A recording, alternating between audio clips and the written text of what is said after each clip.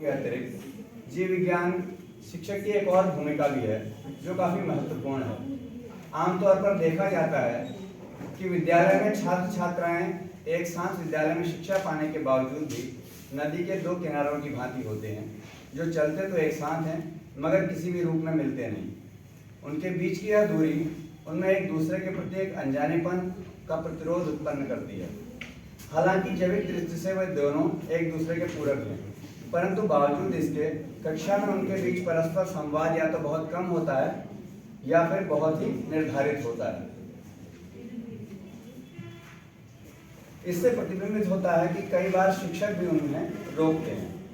कई बार कक्षाओं में उन पर आपस में बातचीत करने पर भी प्रतिबंध होता है। जीव विज्ञान शिक्षक को चाहिए कि वो छात्र छात्राओं के बीच इस अनजान दूरी को कम करने का प्रयास करे, उनमें से एक दूसरे के प्रति समझ उत्पन्न करे, फिर चाहे वो मानसिक हो या शारीरिक। जीव विज्ञान का शिक्षक संपूर्ण शरीर रचना का अध्ययन अध्यापन कक्षाओं में कराते हैं। ऐसे में यह आवश्यक है कि वो छात्र छात्राओं के बीच एक गरिमामयी मानवीय और आपसी साथी का सहसंबंध कायम करवाएं और प्रयास करें, ताकि छात्र समझ सकें कि छात्राएं उनकी प्रतिद्वंदी ना होकर उनके बराबर की साथी हैं। यदि शिक्षक इसमें कामयाब होता है तो समाज में व्याप्त लैंगिक भेद को कम करने में हमें सफलता प्राप्त होगी। ये एक पैरा मैंने केवल इसलिए लिखा कि ये मेरे इस पूरी 4-5 जो पेजेस हैं इसका सार है, और मैं केवल इससे यह कहना चाहता हूँ कि जो लैंगिक विभाजन समाज में व्याप्त है, अगर वो कोई दूर कर सकता है किसी भी रूप में, तो वो जीव विज्ञान का शिक्षक है। अभी जब एक प्रेजेंटेशन चल रहा था जिसमें प्रजनन पर जो है वो प्रेजेंटेशन था, ये स्थिति कई बार होती है कि आप कक्षा में होते हैं और छात्र छात्राएं आपके साथ होते हैं, अगर आप चार्ट या बुक या कहीं उसको दिखा रहे हैं चित्र, तो वहाँ नज़र लड़कियां भी नहीं डाल रही होती हैं और लड़के भी नहीं डाल रहे होते हैं। हालांकि एक अनजान चुप्पी है, मतलब अगर उसे वैसे कहें तो बच्चे मुस्कुरा रहे होते हैं आपस में। ये अनजानापन क्यों? एक जीव विज्ञान शिक्षक इस अनजानेपन को खत्म करने का हथियार बच्चों को दे सकता है। अभी कुछ दिन पहले मैं एक आर्टिकल पढ़ रहा था। मैं उस जो आर्टिकल था इसको पढ़ने के बाद मुझे बहुत अजीब सा महसूस हुआ। ये आर्टिकल है द टेलीग्राफ का आर्टिकल है और ये 15-16 तारीख का आर्टिकल है। इस आर्टिकल ये लास्ट में, अच्छा ये सीधा नहीं हो पाएगा, पेज नहीं गिरा है। तो ये टेलीग्राफ का आर्टिकल है। इसका अगर मैं हिंदी अनुवाद कहूँ तो इसकी जो भाषा ये कहता है कि अभ्यास वर्जनाएं पैदा करता है। हो सकता है कि बच्चे दुर्व्यवहार को छुपाएं, बच्चों को शरीर के अंगों के मनगढ़ंत नाम सिखाने के खतरे। ये झिंकू मजूमदार करके एक राइटर है, इनका आर्टिकल, और इन्होंने ये आर्टिकल बहुत सारे स्कूल्स में सर्वे करने के बाद लिखा। हम देखते हैं कि कई बार हम अपनी शारीरिक बनावट में अपने जो अंग हैं उनके नाम बच्चों को बहुत ही इमेजिनरी सिखा देते हैं। क्योंकि आप सभी लोग पढ़े लिखे हैं और सभी जीव विज्ञान के शिक्षक हैं, तो हम जानते हैं कि हमारे शरीर के हर अंग का एक बॉटनिकल नाम है। और ये राइटर कहते हैं कि अगर हम वो बॉटनिकल नाम बचपन से शुरू करें तो हमें नहीं लगता कि इसमें कोई खतरा है। अब होता क्या है कि हम लोग बच्चों को ऐसे बनावटी नाम सिखाते हैं कि वो उनको बोलने में झिझकते हैं। ऐसे में उनका कहना है कि जो अगर लड़कियों के साथ कभी कोई मिसहैपनिंग्स होती हैं, तो अगर हम शुरू से ही उस चीज़ को छुपा रहे हैं तो लड़कियां कभी भी खुल करके उस बात को बताने में सामने नहीं आ पाएंगी। अभी कल की बात है, मैं जब यहाँ के लिए सफ़र कर रहा था, सुबह 4:30 वाली बस से मैं आया, तो पुरुष साथियों के साथ अक्सर होता है कि बस रुकती है, वो वॉशरूम जाने के लिए बस से उतर जाते हैं। क्या कभी किसी ने सोचा कि महिला साथियों को भी तो इसकी आवश्यकता पड़ती है? और क्या महिला साथी कहीं भी उतर सकती हैं? नहीं। क्या ड्राइवर ये सोचता है कि मुझे बस ऐसी जगह रोकनी चाहिए कि जहाँ महिला साथी भी अपने जो है लघु शंकाओं से निवृत्त हो सके? कभी नहीं। तो हमें लगता है कि जीव विज्ञान में अगर शिक्षक बच्चों के बीच इस दूरी को शुरू से कम कर देगा, है ना, अगर हम शरीर के अंगों के नामों की अगर मैं बात करूं, अगर हम उनको खुल के बताएंगे कि भाई ये हमारा जो है पेनिस है और ये हमारी जो है वेजाइना है, ये हम इस्तेमाल करते हैं अपने शिक्षा में, लेकिन ये हम आम तौर पर इस्तेमाल नहीं करते। ये भाषा अगर हम उनके मन में पहले से बिठाएंगे तो मुझे नहीं लगता कि वो शरीर के अंगों के प्रति इतना छुपाऊ बातें महसूस कर पाएंगे।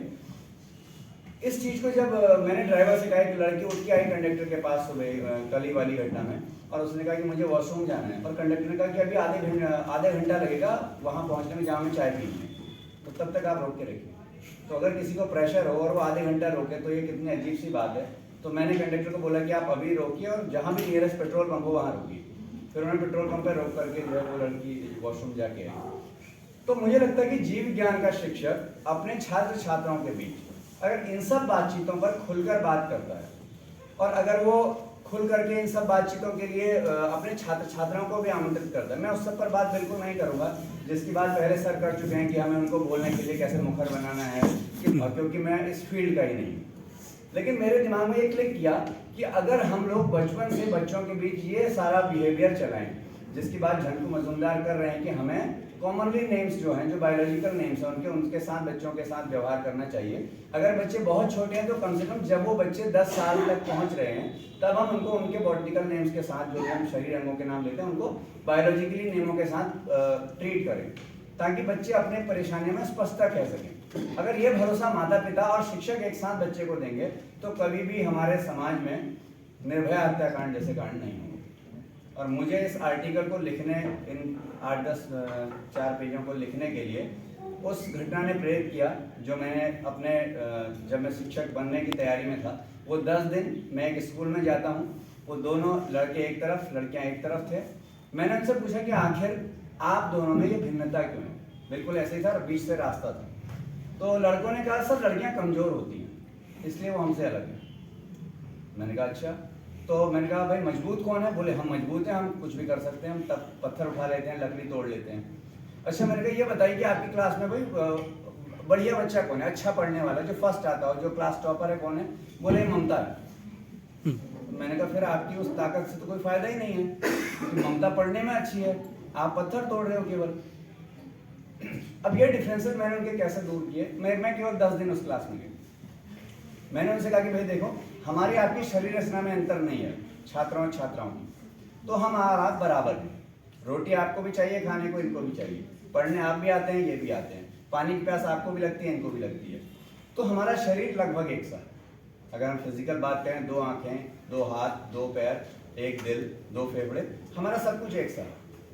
तो मैंने कहा अंतर कहाँ से है? बोले इनको कम अकल होती है। मैंने कहा अभी तो तुमने कहा कि लड़की टॉपर है तुम्हारी क्लास की। ये जो बातें व्याप्त है ना कि लड़कियां कमज़ोर होती हैं, लड़कियों के पास दिमाग नहीं होता है, डर जाती हैं, तो दरअसल हम लोग ये उनको सिखाते हैं। हमारी पितृसत्तात्मक जो प्रणाली है ना, जिसमें पुरुष प्रधान है, तो पुरुष प्रधान समाज ने हमको ये सिखाया है कि लड़कियां कमज़ोर होती हैं। और इस बात को आज महिला साथी भी मानती हैं, या लड़कियां भी मानती हैं कि हाँ हम फिजिकली कमज़ोर होते हैं। लेकिन मैंने उनसे कहा अगर हम एक बात देखें कि जहाँ कंस्ट्रक्शन वर्क हो रहा होता है वहाँ ईंटें सबसे ज़्यादा महिलाएं उठाकर ले जाती हैं, तो वो कमज़ोर कैसे हैं? तो 5वां दिन था मेरे साथ उनके इंटरेक्शन का, और मैं 5वें दिन क्लास में गया और वो जो बीच की लाइन थी वो ख़त्म हो गई थी, मुझे नहीं पता क्यों हुई। और मैंने देखा कि एक टेबल पर कहीं 2 लड़के थे, एक लड़की थी, कहीं 2 लड़कियाँ थी, एक लड़का भी था। मैं इसे अपना मतलब मुझे लगा कि उस दिन मैं इस काम में सफल हुआ कि इतने बच्चों के दिमाग में ये अंतर हट गया कि हम लोगों को अलग अलग बैठना चाहिए। और मैंने जाते ही पूछा भाई ये क्या तुमने आज से सारी भाई लक्ष्मण रेखा कहाँ गई?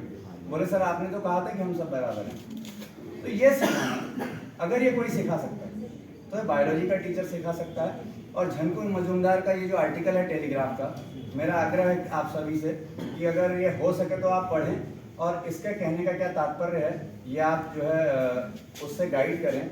केवल इतना ही कहूँगा लास्ट में कि सब काट दो बिस्मिल पौधों को, बेआब सिसकते मत छोड़ो, सब नोच लो बेकल फूलों को, शाखों पर बिलकते मत छोड़ो।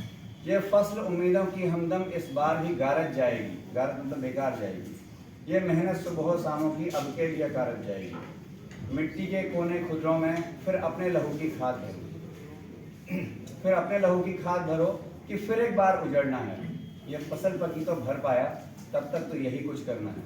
और हम वही किसान हैं, हर साल नए बच्चे, हर साल नई फसल, हर साल नया खाद, हर साल नया कोशिश कि इस बार फसल अच्छी होगी। और मैं जानता हूं कि आप सभी सम्मानित गुरुजन अगर यह प्रयास करेंगे तो मेरी इस आर्टिकल में जो 2 पेज हैं जब छपेगा तो आपको पूरा पढ़ने को मिलेगा।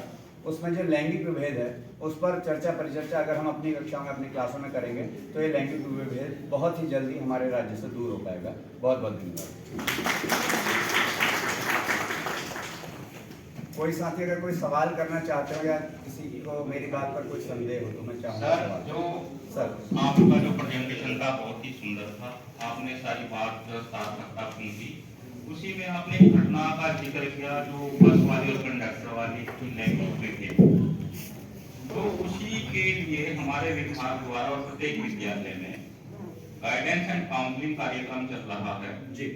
और मैं समझ रहा हूँ कि उससे भी हम अपने बच्चों को काफी लाभान्वित कर रहे हैं। बिल्कुल। तो एक विज्ञान शिक्षक को भी उस ग्रुप से अवश्य जुड़ा होना चाहिए और अगर कहीं आवश्यकता है तो कोशिश ये की जानी चाहिए कि उसमें उस विद्यालय की महिला शिक्षिका को भी शामिल किया जाए और जो उन बच्चों की अपनी पर्सनल प्रॉब्लम्स होती हैं उनका निवारण भी साथ साथ उस क्लब के माध्यम से भी किया जा रहा है।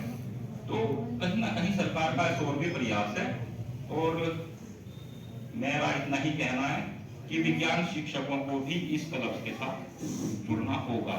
धन्यवाद। धन्यवाद। बहुत बहुत